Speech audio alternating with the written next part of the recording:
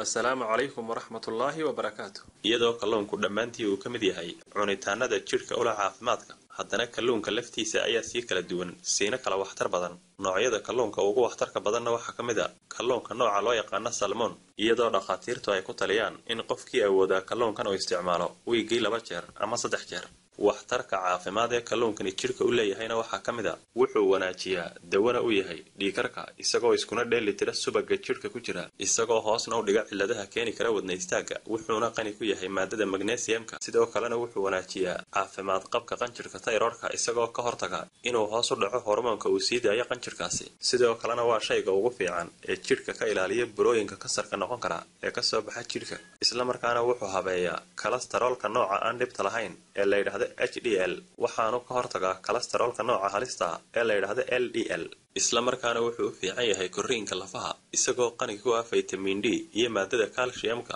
waxaanu ka ilaaliyaa jidhka igfashanka gaar ahaan igfashanka ku dhaca meelaha kala goysyada ah ee jidhka waxaanu firfircoonisiyaa maskaxda isagoo wanaajiya xasuusta maskaxda cunitaankiisuna wuxuu aad ugu fiican yahay dadka waaweyn isagoo ka ilaaliya maskaxda xanuunka Alzheimer ee keena asaasaqa isagoo kalluunkani qani ku ah oo ay ka buuxaan vitamin B12 iyo vitamin B3 isla markaana wuxuu u fiican yahay aragga indhaha isagoo sidoo kalena ka hortaga calaamadaha gabowga ee aan waqtigoodii la gaarin ee ku soo degdega qofka waxaanu yareeyaa hoosna u dhiga fursadda uu jidhku ku qaadi karo xanuunka sonkorowga waxaanu wanaajiyaa difaaca jidhka aad baad u mahadsantihiin